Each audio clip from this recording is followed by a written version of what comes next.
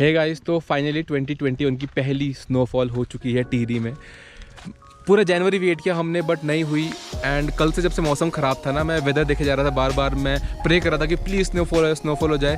Because इतनी सारी memories हमारी है ना स्नोफॉल के साथ बचपन की।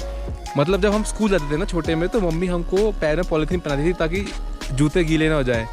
ऐसी बहुत सारा मतलब एकदम नॉस्टैल्जिया मोड आज ऑन हो चुका है। कल मैंने इंस्टाग्राम पे एक पोल भी डाला था। मैंने पोल पे लिखा था कि बर्फ़ पड़ेगी कि नहीं पड़ेगी, और जिन्होंने नो लिखा था ना, देख लो पड़ गई है बर्फ़। So I hope you like the video.